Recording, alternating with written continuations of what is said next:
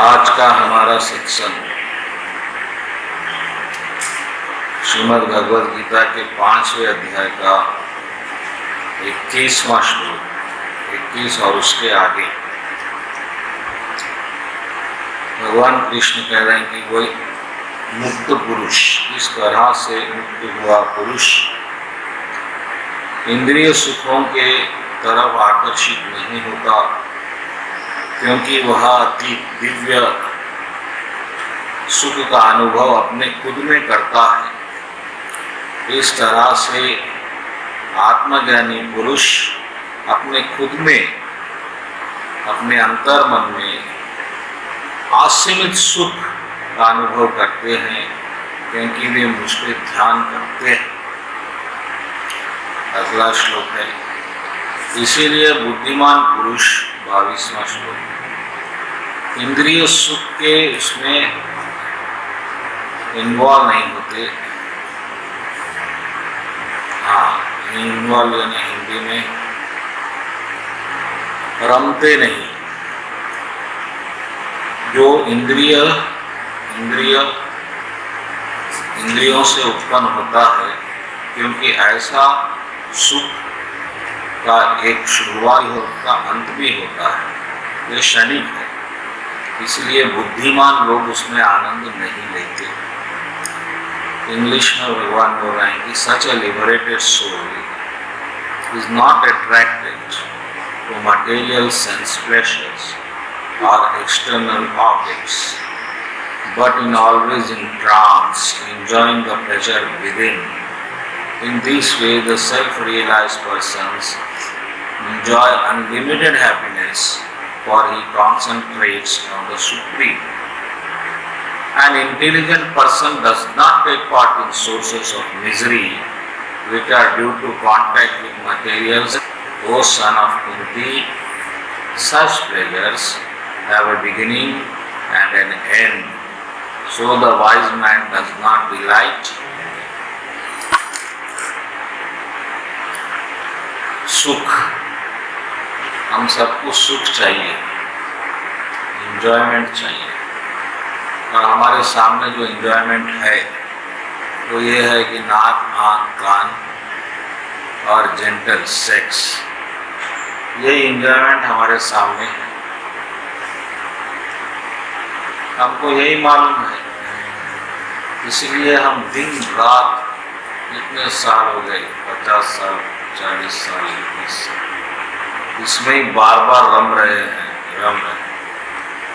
लेकिन ये जो इंद्रिय सुख है, जो इंद्रियों से और बाहर के वस्तुओं से मिलने से आता, इसमें एक परेशानी है। परेशानी ये है, विडंबना, कि ये सुख शुरू होता और खत्म हो जाता। यहाँ का बड़े से बड़ा सुख भी शुरू होता और उसका अंत हो जाता।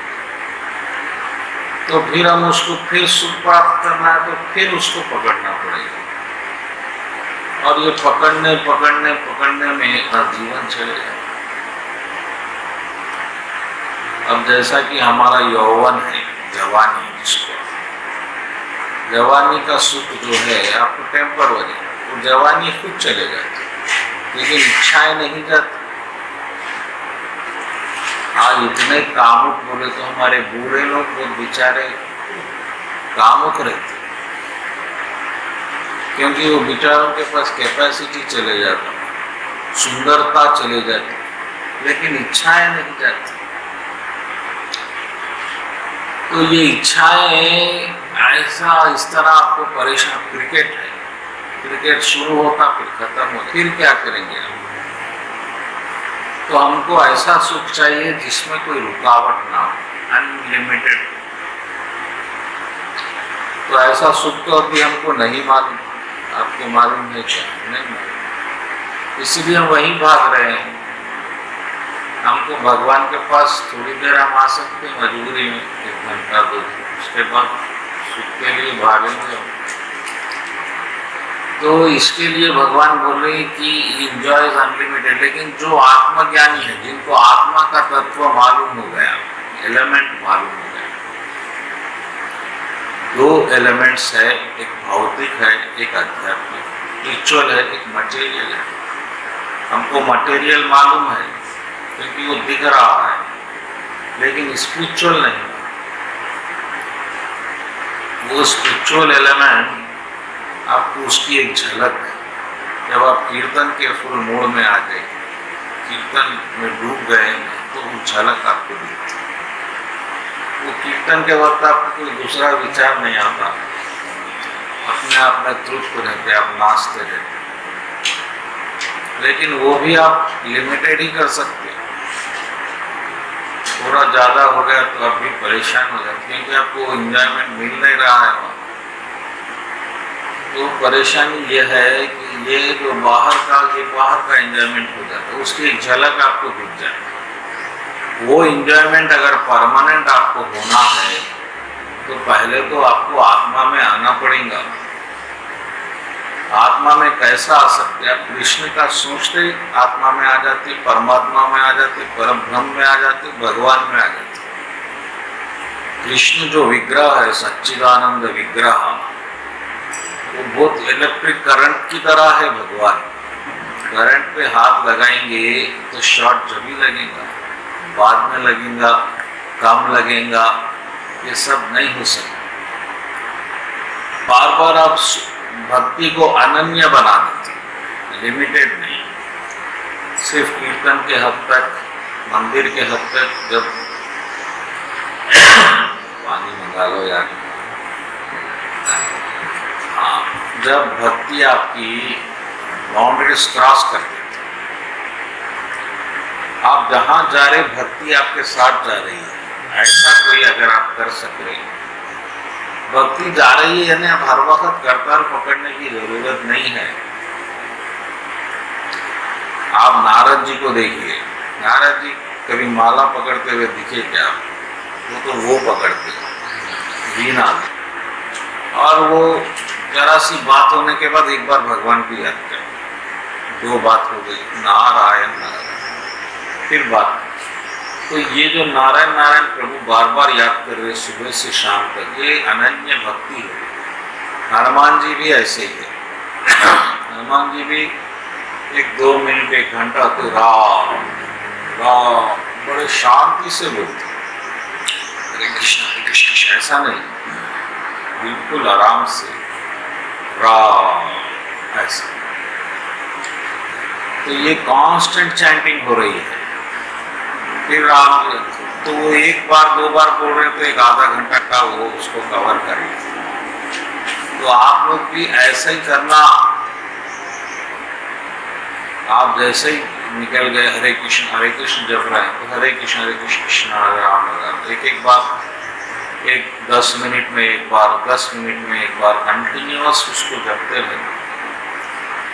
और उतना बड़ा नहीं जप सकते, काम में आ गए, एक्शन में आ गए, कम से कम राम कृष्ण हरि हरि हरि राधे राधे, कुछ भी एक जो भगवान का नाम है उसको आप जप सकते। लेकिन ये कांस्टेंट जरूरी है। और कांस्टेंट नहीं है तो फिर आपको मटेरियल आपको फिर कवर कर लेगा। फिर आप ये कीर्तन भूल जाएंगे, इसका जो एक्सटेसी है, इसका जो आनंद है, भूल जाते हैं। फिर मटेरियल आनंद की तरफ भागेंगे। तो ये आप लाइफ ऐसा बनाना, क्योंकि हम लोग कर्म कर रहे हैं, हम लोग तो ध्यान ही नहीं है, ज्ञान ही नहीं है, हम कर्म कर रहे हैं। तो कर्म करते करते कृष्ण को याद रखना बहुत जरूरी है। ऐसा रखने से आपको दिव्य आनंद मिलता, और वो दिव्य आनंद मिलते ही आपको कंपैरिजन हो जाता, मटेरियल सेंस का एंजॉयमेंट उसके सामने कुछ नहीं है। लिमिटेड हैप्पीनेस, बहुत आनंद मिल जाता। उसके बाद आपको ये फीका दिखता, और अपने आप उसके तरफ अट्रैक्ट नहीं होते। वरना आपको मजबूरी में आपको रोकना पड़ता। जैसा कि आपको शराब बहुत पसंद है, लेकिन आप नहीं पी सक रहे क्योंकि गुरुजी बोल दिए शराब, ये जबरदस्ती का रोकना। लेकिन जब आपको शराब से और इंजॉय वाली चीज मिल गई है, तो फिर आप शराब क्यों पिएंगे? तो ये जो अपने आप का निग्रह है ये बहुत इंपॉर्टेंट है। भगवान के लोग अट्रैक्ट ही नहीं होते। ज्ञानी लोगों को मालूम रहता है कि एंजॉयमेंट तो बहुत छोटा है, हमारा एंजॉयमेंट बहुत अलग। कृष्णा क्या है? सच्चिदानंद परब्रह्म भी भगवान का आधार है। कृष्ण भगवान को जान लेना ही ज्ञानी है। कृष्ण भगवान सांस ले रहे हैं तो लाखों विष्णु अंदर जा रहे हैं। विष्णु, महाविष्णु, विष्णु नहीं। फिर भगवान सांस छोड़ रहे हैं, फिर बाहर निकले। कोटि ब्रह्मांड भगवान के एक सांस लेने में ऊपर अंदर है। इतने बड़े भगवान किस तरह से मिल सकते? मात्र ध्यान भक्ति करने से भगवान मिल जाते।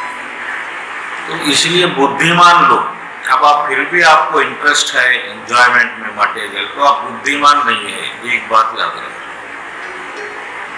अब अगले श्लोक में भगवान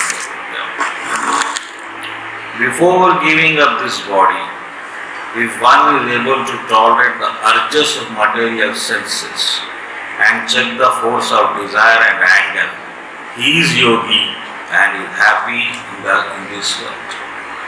मरने के आखिरी क्षण में भी, एक घंटा पहले, अगर आप उस वेग को, तूफान को रोकने में कामयाब हो गए, तूफान यानी ये इच्छाएं तूफान बन गई है, फोर्स बन गई। हमारी इच्छाएं तूफान का रूप ले चुकी है और ये आपकी मन, इंद्रियां जो है आपको बार बार फोर्स करेंगे, वही होना, वही होना।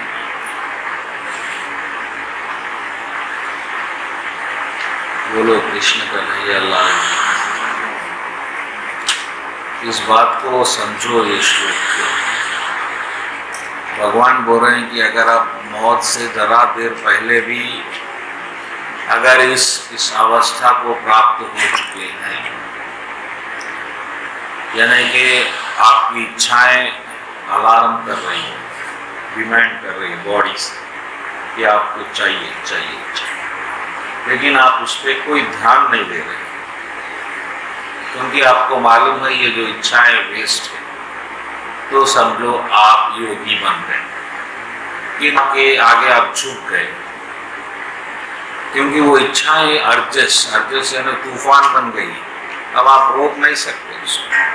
जैसा आपको क्रिकेट का शौक हो गया, अब 8 बज रहे हैं, आप खाली हैं, तो आप क्या करेंगे? टीवी ऑन कर। और कभी काम आ गया तो भी आप कोशिश करेंगे काम को टाल दिया जाए, क्योंकि अभी मैच है, मैच के बाद कर लेंगे। तो ये आपको इच्छाएं मजबूर कर देती, गुलाम बना देती। ये तो छोटी छोटी इच्छाएं हैं, इससे बड़ी बड़ी इच्छाएं रहती, जैसा पोस्ट पाना, वो एक लीडरशिप में कोई एमएलए बनना, ये एक अजब इच्छा रहती है। आदमी उसमें पागल हो जाता, 1 करोड़ रुपए देता वो सीट लेने के लिए। एक्चुअली एमएलए का जो पोस्ट है वो सेवक का पोस्ट है। आपको सेवा करने के लिए 1 करोड़ रुपए दे के कोई सेवा कर, तो पागलपन है। सेवा करना बिना एमएलए की भी कर सकते हो। इसी तरह कोई एक्टर बनना, ये भी एक पागलपन रहता। वो आदमी कुछ करता है, गलत काम सही काम। तो ये इच्छाएं जब शरीर बनी है तो ये तूफान है आपका शरीर, और अब वही चीजें करेंगी जिसमें वो जीतती है, जो उसको आनंद लगता है। लेकिन जो कृष्ण को जान लेते हैं वह समझ जाते कि इसमें कुछ भी नहीं है, और भक्त जो है, जो हालात में भगवान उसको रखे, प्रसन्न रहते। ये एक निशानी है, यथा लाभ संतुष्ट। और ये नववदा भक्ति में भी रामायण के आया है। अगर आप जो पोजीशन पे है अभी उसमें सेटिस्फाइड है, आपको ऐसा नहीं लग रहा है कि मेरे को और कुछ तेज करना चाहिए और ज़्यादा हो जाना चाहिए, तो समझो आप इस मुकाम पर आ गए। लेकिन आप अपने प्रेजेंट पोजीशन से डिससेटिस्फाइड हैं, आपको ऐसा लग रहा है भक्ति में भी मुझे और भक्ति बढ़ाना है और ऐसा कुछ करना है, तो फिर आपको आपकी इच्छाएं आपको सता रही, क्योंकि जो भगवान आपको बनाए वो परफेक्ट बनाए, आप उसमें तृप्त नहीं है। आपको सामने कुछ ऐसा दिख रहा है कि ऐसा होता तो बहुत अच्छा होता, ऐसा होता। दूर की हरियाली हमेशा अच्छी दिखती, लेकिन आप जब वहां जाते तो हुआ क्या, फिर वही हरियाली रहती, वहां कुछ नया नहीं रहता। भगवान बोल रहे हैं कि इसको रोको, इस तूफान को रोको, यहाँ पर रुक जाओ। आप भजन कीर्तन करें तो शांत बैठ के आराम से करो, कोई हिसाब नहीं, कोई किताब नहीं। बिल्कुल भगवान मिल गए हैं, भगवान सामने बैठे हैं, भगवान को आपको खुश करना है। आप बेसुरा गाएंगे तो भगवान खुश होंगे। जब कीर्तन सुनने वाले आपको बर्दाश्त नहीं कर सकते तो भगवान कैसा बर्दाश्त करेंगे, जरा सोचिए। इसीलिए अपनी आवाज को मीठी बना के, मधुर बना के, ढम ढम ढम ऐसा नहीं, क्योंकि अगर आपको ऐसा दिखता है कि जब कीर्तन तेज कर देंगे तो ये आपका कीर्तन प्रभाव ज्यादा कर रहा है, और फिर सब लोग हरि बोल बोलेंगे तो ये आप कीर्तन सही कर रहे हैं, ऐसा कुछ, ये सब बेकार है। आप आराम से बैठो, भगवान सामने बैठे हैं यहाँ पर, तो उनको खुश करना है, आराम से बैठो। भगवान आप ऐसे नाम कीर्तन कर रहे हैं तो नाम में भी मधुरता, इतनी मधुरता, सबको प्रसन्नता हो, अरे अच्छा गा रहे हैं। ऐसा नहीं दिखना कि ये कब खत्म होगा, ऐसा अगर तो फिर वो कीर्तन सही नहीं हो रहा है, याद रख लेना। थोड़ा गाओ, अच्छा गाओ। तो इस तरह से टारगेट बदल गया, वो को खुश करना नहीं है। भजन का मतलब है आप जैसा कोई सामने बैठा है उसकी तारीफ करना है आपको, आप ऐसे हैं, आप वैसे हैं, आप वैसे, तो भगवान खुश होते हैं, अरे मेरा भगत की तारीफ कर रहा है। तो भगवान जब खुश होते तो भगत खुश होता, भगत खुश होता तो भगवान खुश होता। ऐसा दोनों का आदान प्रदान, इसमें कोई फल ही नहीं है। क्या फल मिलने वाला है? उधर भगवान खुश हो रहे हैं, इधर भगत खुश हो रहा है, बस। तीसरी बात कुछ भी नहीं है। तो बाकी का पूरा कचरा है जो आपका माइंड बना लेता, वो मुक्ति, वो गोकुल गोलोक, वो ये आत्मा परमात्मा, इसमें कोई लेना देना नहीं। भगवान मूर्ति बन गए हैं, आप भगत बन गए, बैठ गए आप भगवान के सामने, कृष्णा मुकुंदा जनार्दना, तारीफ हो रही है, भगवान भी आनंद, ढोल भी बज रहा है तो और आनंद आ जाएगा। ढोल नहीं है तो अकेले बिना ढोल के गाइए। इस तरह से भक्तों का आनंद अलग है।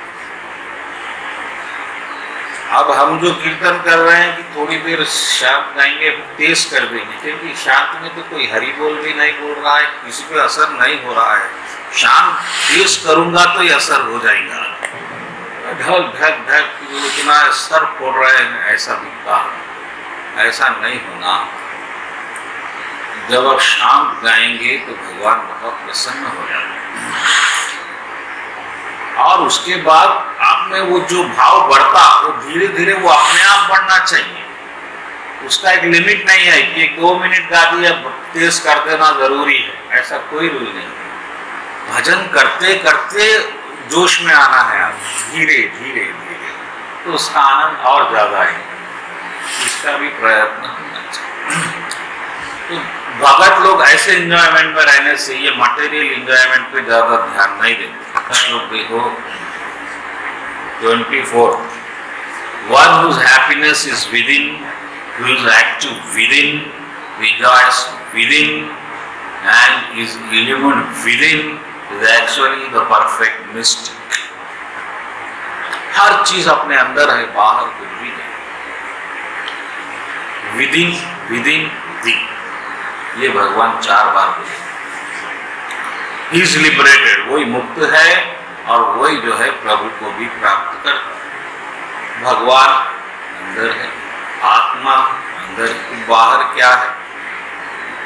लेकिन आपको बाहर ही कुछ करने के प्रयत्न में जो जीवन गुजार रहे हैं वो दूसरों की दृष्टि से गुजार रहे हैं। ये लोग क्या समझेंगे, हम क्या समझेंगे और भगवान क्या समझेंगे, इसकी हमारे को कोई फिक्र नहीं। अभी मैं आपको बोलूंगा बाल कटा दो तो आप बोलेंगे हाँ, लेकिन लोग क्या समझेंगे। और बड़ा शिखा रखो तो अरे बड़ा शिखा इतना बीच में गोल, तो छोटा रख सकते ना, बिल्कुल नहीं दिखे वैसा।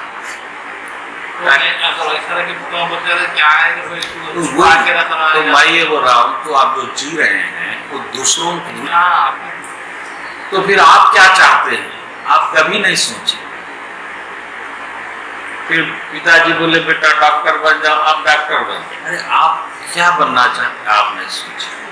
आप कपड़े पहन रहे हैं तो आप ये सोच रहे हैं कि ये सही दिखेंगे या नहीं लोगों को, और उस पर कुछ काला गिर गया, पेंटा ही गिर गया तो आपको ऐसा दिखेगा, क्या हो जाएगा, आपको कौन देखेगा। बोलिए हमारा कोई मूल्य है क्या इतनी बड़ी दुनिया में?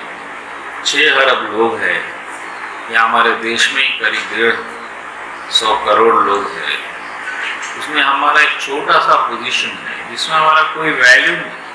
हमारा वैल्यू हमारे घर में ही नहीं, तो बाहर क्या रहेगा। जरा आप चप्पल नहीं है, चप्पल बिना चप्पल के जाएंगे तो आपको ऐसा दिखेगा पूरी दुनिया आपको ही देख रही है। ये जीना बाहर का जीना है, या आपका जीना नहीं है। ऐसा आदमी स्पिरिचुअल प्रोग्रेस नहीं कर सकता। जब आपको दूसरों के दृष्टि की फिक्र छूट गई, अब आप वही कर रहे हैं जो आपको आनंद देगा। इसीलिए भगवान इस श्लोक में बोले अंतः सुख यो अंतः सुख रमास तदंतर, अंतर अंतर अंतर मन में अंदर अंदर जिसका सुख अंदर है, जो एक्टिव अंदर है, जो आनंद अंदर से ले रहा है, जो उज्जवल अंदर से हो रहा है, वही जादूगर है। आपको बाहर की दुनिया से निकल के अपने दिल की दुनिया में आना पड़ता, इस अध्यात्म में आना।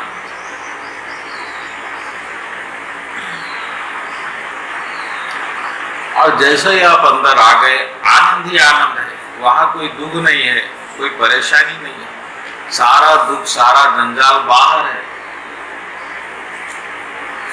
आप कभी अपने आप से मिले क्या? बोलिए बैठ के सब छोड़ के आप अंदर झांको, अंदर भी एक दुनिया है। और भजन इतना, राम सुखदेव महाराज जी बार बार ये बात बोली है कि भक्ति छुपाने की चीज है, भक्ति अंदर की चीज है, बाहर की नहीं है। आप बाहर भक्ति बताना चाह रहे हैं तो आप दूसरों के अनुमान के अनुसार भक्ति कर रहे हैं, आप भगवान के अनुमान के अनुसार भक्ति नहीं कर रहे। ये बात पे याद रखें। लेकिन जब आपको मालूम हो जाता कि भगवान तो यहीं बैठे हुए हैं, तो फिर आप शांत बैठकर भगवान को प्रसन्न चैंटिंग करते हुए हरे कृष्ण हरे राम राम, तो प्रभु प्रसन्न हो रहे हैं, तो आपको आनंद मिलता है। जैसा माँ बेटे को खाना खिलाती तो माँ को आनंद मिलता है, इसी तरह आप भगवान की सेवा करेंगे तो आपको आनंद मिलना चाहिए, तो ही वो सेवा का अर्थ है। मजबूरी में सेवा हो रही है तो भी ठीक है, धीरे धीरे उस स्थान पे आ जाएंगे, लेकिन आनंद के बिना ये सब बेकार है। One who is beyond duality and doubt, whose mind is engaged within, फिर भगवान within बोले। ये सब बाहर के कचरे से, डॉलिटी एंड डाउट्स। डॉलिटी यानी दो दो दिखना, आपको दो चीज दिखती है माया, क्या? सुख अच्छा बुरा, हार जीत, अपना पराया। दोस्त दुश्मन, ये जो भी माया है, ये दोनों दिखना आपको बंद हो जाना चाहिए। ना यहाँ अच्छा है ना बुरा है, ये तो माया है प्रभु। पिक्चर है भगवान बना, पिक्चर में अच्छा क्या हो सकता है? तो पर्दा सत्य है, बाकी सब तो झूठ है। और उसके डाउट्स भी क्लियर हो जाते, वह इन दोनों से हटके भक्ति में आ जाता और भगवान की भक्ति आराम से करता, कोई टेंशन नहीं, कोई रूल्स नहीं। ये क्या हुआ, रूल्स की भक्ति तो जंजाल बन जाती है। इसीलिए अपरा भक्ति, गोपियों की भक्ति करो, कोई रूल्स नहीं, एक रूल्स भी नहीं, एक रूल्स प्योर भक्ति। क्योंकि भगवान समझ नहीं सकते क्या, आप जब शांत मन से भगवान के बन गए और उनके लिए कुछ सेवा कर रहे हैं तो भगवान समझेंगे।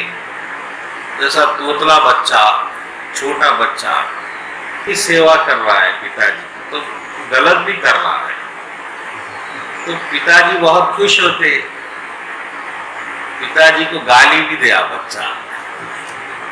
छोटा बच्चा माँ की गोद में माँ को लात मारता ना, माँ खुश होती, काल पिटू कोई बड़ा होके मारे।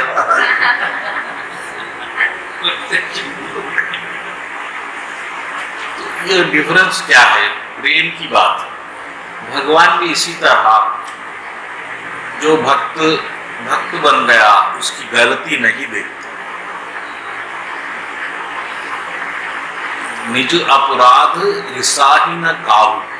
रामायण में राम जी बोले, भगवान भक्त कितनी भी गलती कर लो भगवान के तरफ, भगवान कभी उस पर ध्यान नहीं देते। रोज आरती बुझ रही है, बर्तन गिर रहे हैं भगवान के, भगवान वो सब नहीं देते। अरे मेरे पास आके पूजा कर रहा, ऐसा नहीं। पूतना जहर लाई भगवान के लिए, भगवान को जहर पिलाई। तो भगवान ये देख रहे हैं कि मेरी माँ बन के आई, तो मामूली बात है, भगवान की माँ बनना,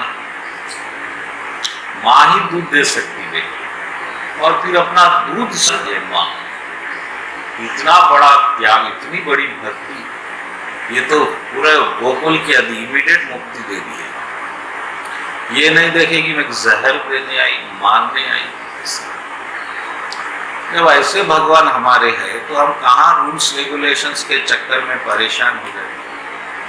no rules no regulations, only भक्ति।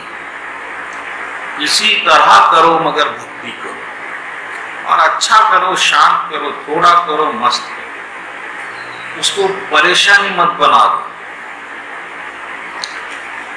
वो परेशानी में भगवान परेशान हो जाते कि मेरा भक्त इतना परेशान, जैसा पिताजी को खुश करने के लिए बहुत वजन सामान उठा, तो भगवान बोलते अरे मत उठा। कृष्ण भगवान वासुदेव जी का भी प्रसंग है। वासुदेव जी बोले कुछ लेके आओ, जो बहुत वजन था। तो कृष्ण भगवान गए, छोटे थे भगवान, उठा रहे हैं, उठ नहीं रहा। कृष्ण भगवान डैडी को देख रहे, अरे ये तो मेरे को कमजोर समझ लेंगे पिताजी, फिर पहलवानी का मार मार के फिर भगवान उठा। तो बोलने का अर्थ ये है कि जब एक माँ बच्चे की गलती समझ सकती है, मटेरियल माँ, तो भगवान इतने बड़े भगवान आ सकते कि भाई ये राजेश इस तरह से गलती करेगा, उसका भी पूरा नहीं मालूम, छोड़ो ये बात, भक्ति कर रहा है, ये इम्पोर्टेंट है। चैंटिंग सही नहीं कर रहे हैं, शिका सही नहीं है, ड्रेस सही नहीं, ये सब भगवान को कोई मतलब नहीं। आप भगवान को कितना प्रेम से याद रखें, ये बात भगवान देखते, बाकी कुछ नहीं देखते। तो इसलिए इसमें भगवान बोले कि one who is beyond duality and doubt, इसलिए डाउट्स बिल्कुल नहीं रखना।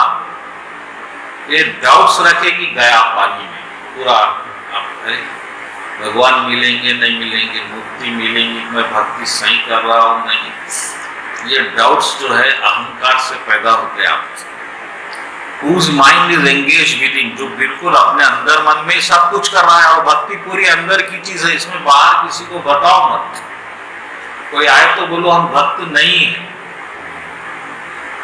कई लोग ज्ञानी लोग आएंगे, आप में गलती निकालेंगे तो आप उसका जवाब ये देना, नहीं नहीं आपको गलत फहमी, हम कृष्ण को मानते भी नहीं, भक्त भी नहीं, हम ये तो कुछ कर रहे टाइम पास, हमको अच्छा लगता है, हमको नहीं जाना है आपके गोकुल, हम मस्त हैं, हम यहीं पैदा होंगे, यही रहेंगे और नरक भी जाएंगे, ऐसा बोल के वो आर्ग्यूमेंट खत्म कर देना। तो समझाने की कोई जरूरत नहीं है। आपको कृष्णा को मालूम है दोनों का क्या संबंध है, बस तीसरे को क्या समझाएंगे, वो कैसा समझेगा, उसको कृष्ण बताएंगे तो समझेगा कि आप क्या कर रहे हैं। और कृष्ण क्यों बताएंगे सबको, वो एकाध भक्त को भगवान ज्ञान, जैसा प्रभुपाद जी के जरिए ज्ञान फैलाना था, प्रभुपाद जी को प्रभुपाद, बस अब वो हो गया काम। अब हर भगत को भगवान प्रभुपाद नहीं बना सकते, वो बहुत कृपा प्रभु कर देते हैं कोई भक्त पे, चलो इससे मैं ज्ञान बढ़ाऊंगा दुनिया में, तो भगवान उसको कृपा कर वो काम है। अब हम वैसा नहीं बन सकते, अब हम जैसे है वैसा है। इसमें जो भक्ति थोड़ी हो रही है उसको मस्त ढंग से करना, always busy for the welfare, और सब हम भलाई करेंगे। भला करना मतलब लोगों का, सबको कृष्ण भक्ति बांटना, उससे ही भला होगा। आप कितने भी पैसे दे दो यहाँ पर बांटो, फिर पैसे खत्म हो जाएंगे, फिर क्या करेंगे। विवेकानंद स्वामी बोले अगर तुम हर घर को भी अस्पताल बना दे, हर घर को, यानी कितने घर है करोड़ों, तो भी रोग खत्म नहीं। इसलिए अस्पताल बनाना नहीं है, उस रोग को हटाना है परमानेंट। इसलिए अगर आप भक्ति देंगे तो वो भगवान उसके पूरे दुख दूर करेंगे, उससे फायदा होगा। इसलिए हम लोग कपड़े बांटना, पैसे बांटना, ये चक्करों में ज्यादा नहीं। हम इतना बोल सकते कि आप महामंत्र का जप करो, कृष्ण भक्ति करो, आप कर लेंगे तो सब दुख दूर हो जाएंगे, नहीं करेंगे तो दुख रहेंगे। पैसा वो तो कर्म के हिसाब से आते रहेगा, उसमें क्या बड़ी। फ्री फ्रॉम ऑल सिंस, जो पाप से मुक्त हुआ है, achieve liberation in the soul, और जो पाप से भी मुक्त हुआ है, पाप रहेंगे तो भक्ति नहीं हो सकती। आज हम ऐसा बैठ के भगवत गीता सुन रहे हैं, हम पापी नहीं है। अगर पापी रहते तो आप यहाँ आ नहीं सकते, इसका प्रूफ है। पाप किस तरह से इफेक्ट करता, आपका माइंड पीस पे नहीं रहता।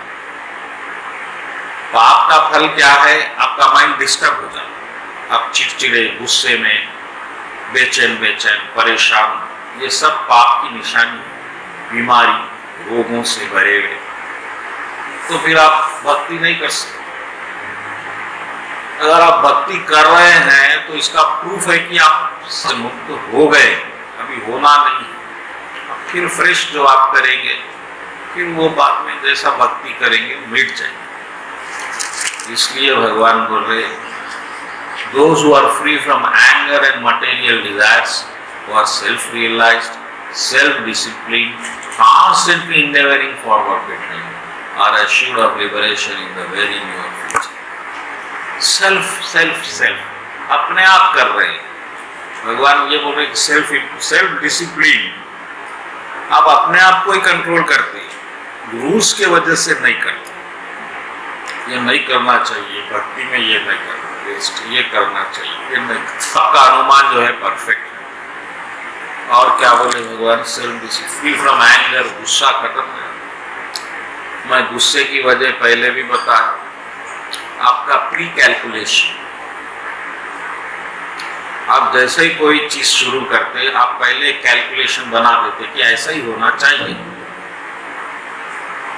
जैसा आप मंदिर आ रहे हैं तो आप कैलकुलेशन कर लेते कि मैं 1 घंटा प्रवचन चलेगा, फैन भी चलेगा, लाइट भी चलेगी और माइक भी चलेगा, पत्तल भी रहेंगी, प्रसाद भी बनेगा।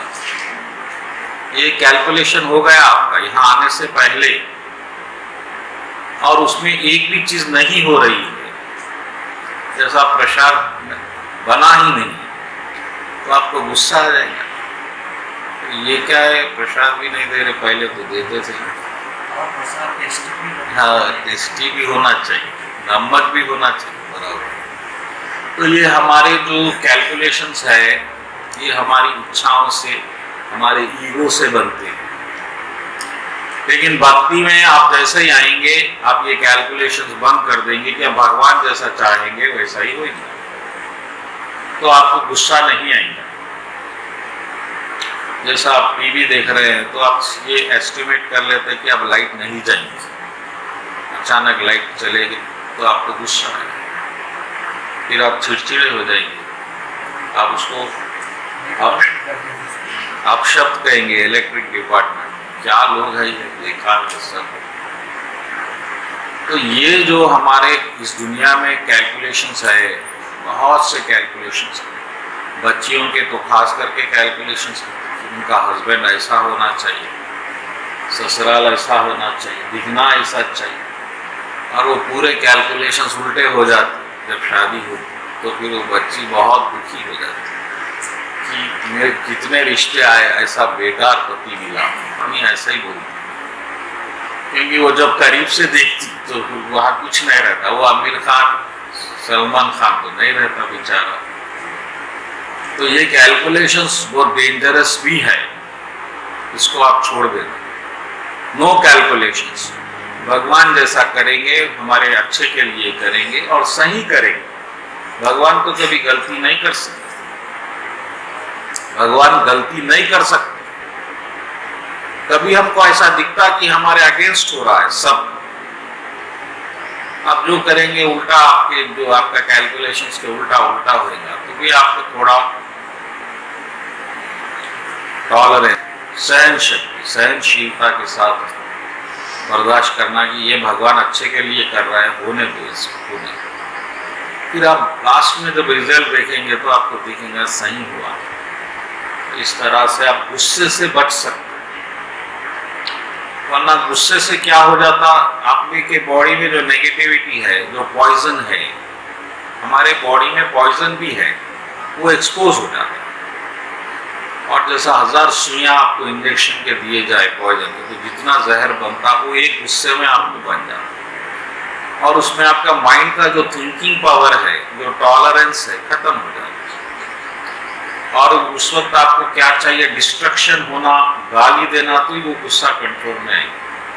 सामने वाले का जो वजह से गुस्सा आया, उसका डिस्ट्रक्शन हो। तो इसलिए जितने क्राइम्स होते, कभी कभी गुस्सा भी उसमें एक वजह रहता है। गुस्से में आप कुछ एकदम एक्स्ट्राऑर्डिनरी एक्ट, तो भगवान बोल रहे ऐसे गुस्सा बार बार आने वाले भक्ति नहीं कर सकते। वो फ्री फ्रॉम एंगर, इच्छाओं से क्रोध आता है, और सेल्फ रियलाइज, सेल्फ डिसिप्लिन, और वक्त कोशिश कर रहे परफेक्ट बनने की। ये important, constantly endeavouring for perfection. ये स्पिरिचुअल पाथ भी एक हमारा मिशन है, भी कोशिश करना पड़ता कि अभी परफेक्ट बनना है, अभी परफेक्ट बनना है, और भजन अच्छा गाना है, इतना अच्छा गाना भगवान खुद विग्रह से आ जाना। तिरुपति में जब एक भगत को, कौन थे, रामदास या क्या गया, रामदास, जब मंदिर का दर्शन बंद हो गया, बोले अरे भगवान भक्तों के लिए कैसा बंद हो सकता, एक भजन गाए गेट खुल गया। ये पावर ऑफ भजन है। अब हम गाएंगे तो नहीं खुलेगा, क्योंकि हम जो स्पिरिट, जो भगवान को उतना आनंद नहीं दे रहे हैं। एक तो हमारी आवाज बेसुरी, बोल आता हमको सही नहीं, कीर्तन सही, भगवान तो कान बंद कर लेते, क्या बजा रहे भाई, अच्छा बजाओ, ठीक है। तो भक्त में जितना प्रेम भाव से भजन होगा, भगवान प्रसन्न होंगे, उतना प्रभाव भजन में बनेगा। तो कोशिश करना कि छोटा भजन, अच्छा भजन, प्रेम का भजन, भगवान का नाम कीर्तन अच्छा आराम से करना, गड़बड़ गड़बड़ नहीं करना, उसमें हर चीज का एक फिक्स रहना। अब यहाँ पर थोड़ा भगवान बताए, विधि बताए, नेक्स्ट श्लोक सपेरा के Prabhupada ji, shutting out all sense objects keeping the eyes and vision concentrated between two eyebrows, suspending the inward and outward breaths within the nostrils, thus controlling the mind, sense, intelligence. The transcendental will become free from desire, fear and anger. One who is always in this state certainly liberated. ऐसा आदमी मुक्त हो सकता, मुक्त हो गया, सकता नहीं हो गया। कैसा?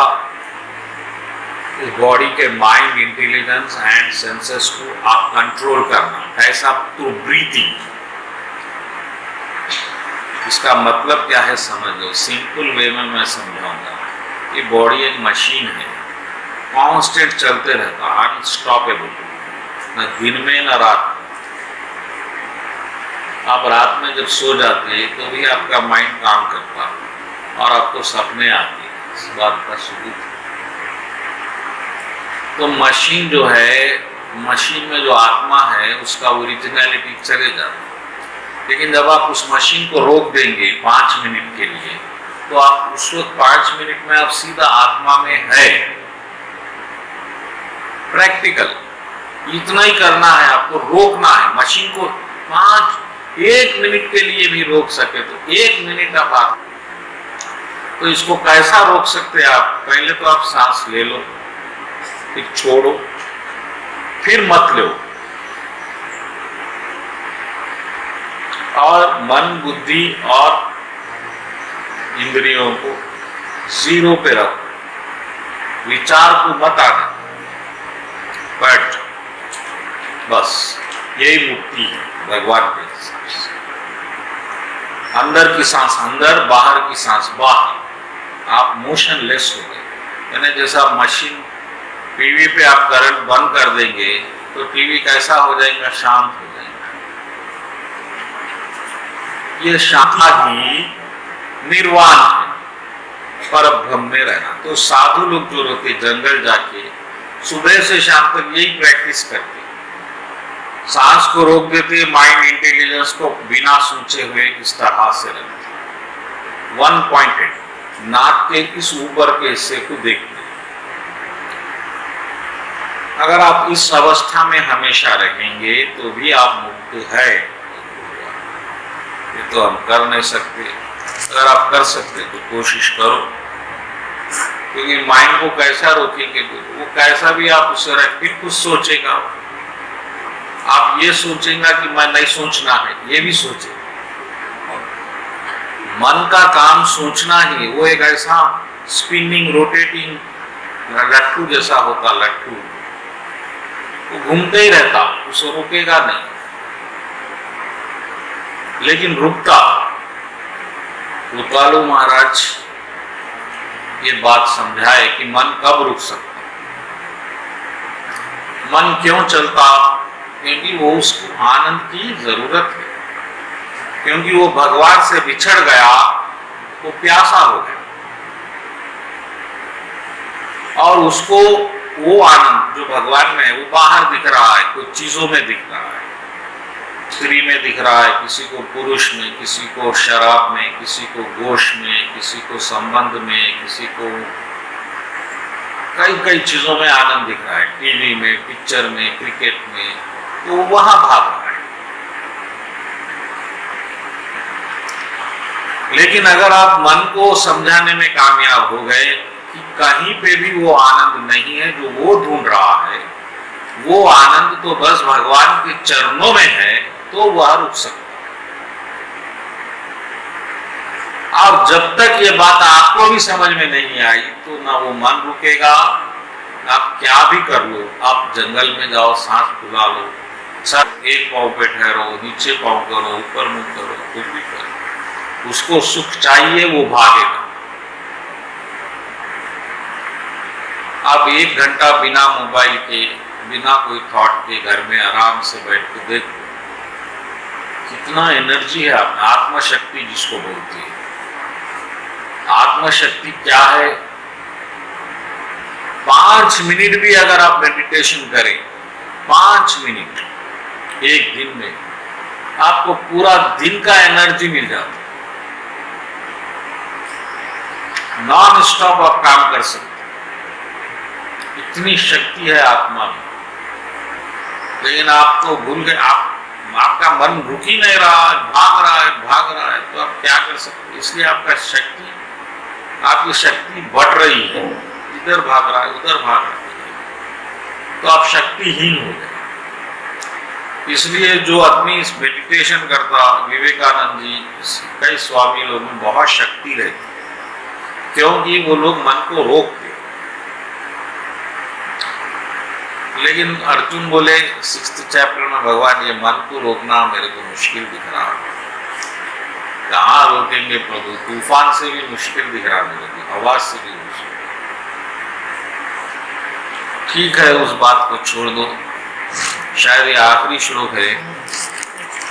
हाँ, अब ये बात भगवान इतने श्लोकों की इसमें सीक्रेट बोल दिए इस चैप्टर का। The sages knowing me as the ultimate purpose of all sacrifices, all austerities, the supreme lord of all planets, all demigods, benefactor and well-wisher of all living entities, attains peace from the pangs of material desires. इसका हिंदी में अनुवाद है, जो लोग मुझे, जो साधु पुरुष, ज्ञानी पुरुष, सभी यज्ञ तपस्याओं का लक्ष्य और सभी ग्रहों का भगवान, देवों का देव और सुहृद, सभी आत्माओं का परम सुहृद यानी मित्र, दोस्त समझते हैं, ऐसे ही लोग भौतिक दुखों से शांति को प्राप्त कर सकते। अभी तक भगवान बोले मन ऐसा करो, वैसा करो, लेकिन अब एक नई बात हो, ये तो प्रोसेस था, हमको करना था, इसमें करना कुछ नहीं है, सिर्फ जानना। जो लोग ये जानते, क्या जानते? मैं ही सब यज्ञों का भोक्ता यानी जो आप जो यज्ञ कर रहे हैं, किसको फायदा होने वाला है? कृष्ण को। आप जियो फोन यूज कर रहे हैं, किसको फायदा हो रहा है? अंबानी को हो रहा है। आपको भी फायदा हो रहा है, उससे आप कॉल कर रहे हैं, लेकिन आपका फायदा बहुत थोड़ा है, असल फायदा उसको हो रहा है। RRR करोड़ों कमा रहे हैं, आपको भी आनंद मिल रहा है, लेकिन असल फायदा किसको हो रहा है? राजमौली को हो रहा है। तो ये जितने आप यज्ञ करते हैं, दान करते हैं, तपस्या करते, किसको होता है? कृष्ण को होता है। फायदा क्या होता? भगवान खुश होते, मेरे लिए कुछ कर रहे हैं, प्रसन्न हो, ये भी फायदा है। और क्या कर रहे हैं? सब भगवान के भगवान भी मैं हूं, ऐसा भी अगर आपको ज्ञान हो जाए। हमारे पास बहुत से देवता है, कितने देवता है? 33 करोड़ देवता है। तो कई लोग बोलते कि हिंदुइज्म में ऐसा नहीं है, मुस्लिम में कितना अच्छा है, एक अल्लाह है। ऐसा नहीं है, हिंदुइज्म में भी एक ही भगवान है, वो कृष्ण है। और जो ये जानता है कि सब भगवानों के एक भगवान है, वो कृष्ण है, तो यज्ञों के एक ही भोक्ता है, सब तपस्याओं का एक ही लक्ष्य है, और इससे भी सबसे बड़ी बात जो भगवान बोले, सब आत्माओं का एक ही मित्र, फायदा करने वाला मैं हूं, ये समझता जो, जिसको नॉलेज होता था। जब आपको ये मालूम हो गया कि आपका भला करने वाले भगवान है, तो फिर आप कहीं को दिमाग लगाएंगे, आप दिमाग भगवान पे लगाएंगे।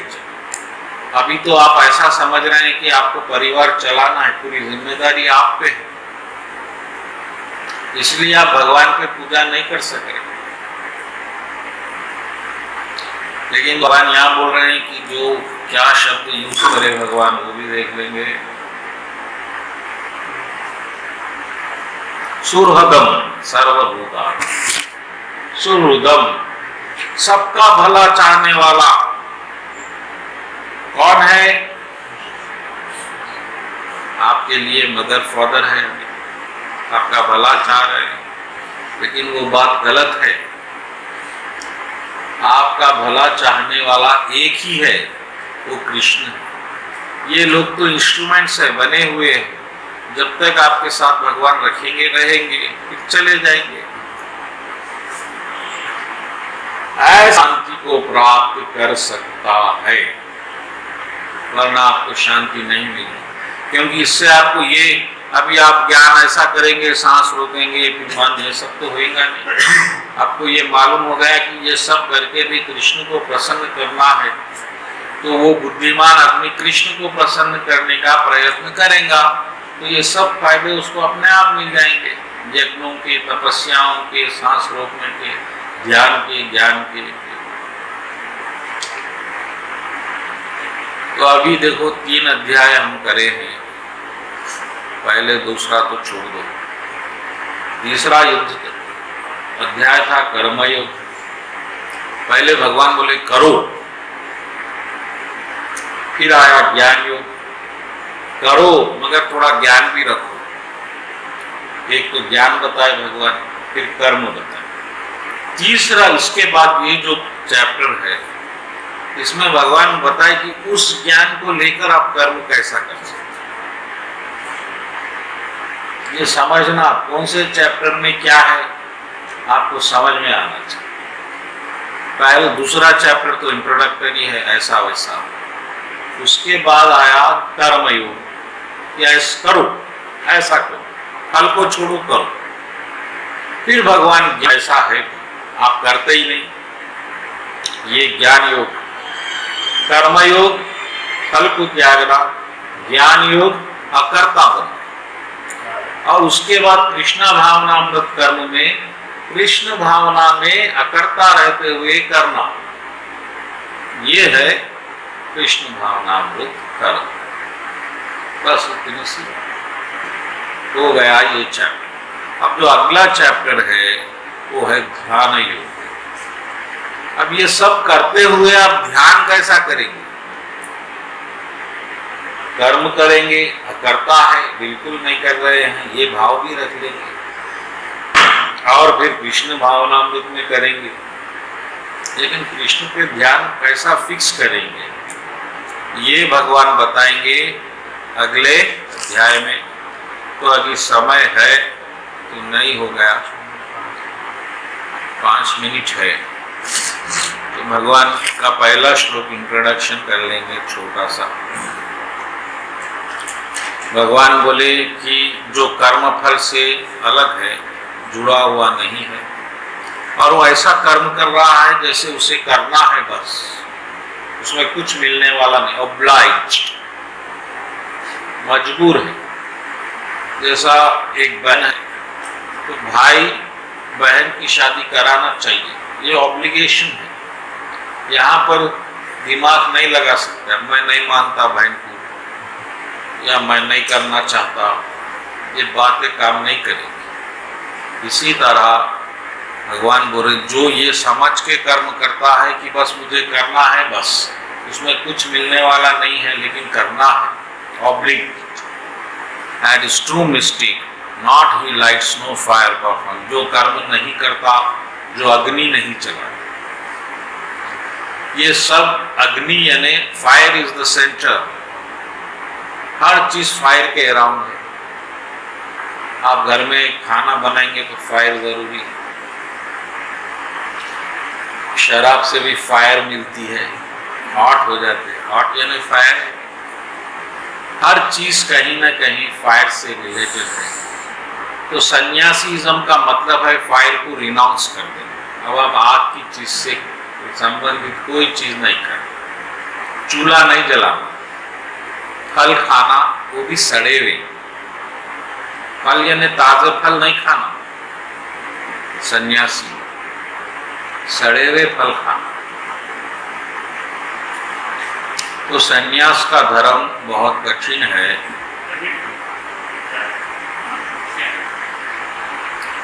और जो सन्यास की पद्धति है जो शास्त्रों में है, वो तो आजकल मेरे को कोई नहीं दिखते। कुछ जैनिज्म वाले थोड़ा फॉलो करते हैं, मैं जो देखा। जो सन्यासी होता है एक्चुअली वो एक दिन में, एक गांव में एक दिन से ज्यादा नहीं ठहरता। पहला कंडीशन, कोई भी सन्यासी बन गया, आज यहाँ है तो कल दूसरी जगह चले जाओ, दूसरी रात यहाँ नहीं ठहर सकते। दूसरी बात, वह सिर्फ 5 घर में भिक्षा मांग सकते। You can ask 5 houses।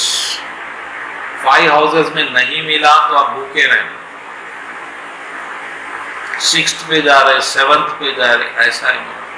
क्योंकि बाकी का आपका टाइम पूरा पढ़ने में, ऑस्टेरिटीज में, पेनेंसेस में लगाना, आप दिन भर भीख मांगेंगे तो पूजा पाठ करोगे। और तीसरी बात, भिक्षा बहुत मिल गई, 5 घर में भी मिल गई 2 दिन की, तो आप रख लेना नहीं, immediate the same day dispose कर देना। नो बैलेंस, खाने का भी बैलेंस नहीं रखना। चौथा, नो क्लोथिंग्स, सिर्फ बिल्कुल चड्डी पहन के रहना। जो सन्यासी लोग त्रिदंडी डंडा पकड़ते हैं, वो भी वेरी ओकेशनल यूज करना। You should not hold त्रिदंडी सन्यासीस। नहीं। और सोना वगैरह तो कोई चद्दर नहीं, नीचे पलंग नहीं, बिल्कुल जमीन पे सोना, हाथ को तकिया बनाना, ऐसा आदमी सन्यासी होता। ये तो मिनिमम 5 कंडीशंस, ऐसे हजारों कंडीशंस। तो आजकल तो ऐसे कोई सन्यासी नहीं है। तो भगवान बोल रहे, ऐसा त्यागी जो अग्नि को त्याग दिया है, वो मेरे नजर में इंपॉर्टेंट नहीं है।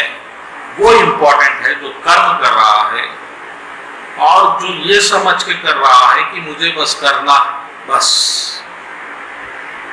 एज इज ओब्लाइज्ड,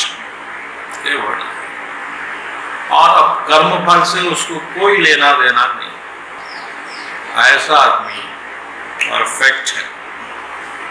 अब इसके बारे में भगवान क्या बोलेंगे आगे देखेंगे। ये ध्यान योग है जो भगवान बोल रहे हैं, और ध्यान योग बहुत इम्पोर्टेंट भी है, क्योंकि ध्यान के बिना तो कुछ भी पॉसिबल। भक्ति भी करेंगे तो ध्यान जरूरी है, बिना ध्यान के भक्ति वेस्ट है। तो इस चैप्टर को समझिए।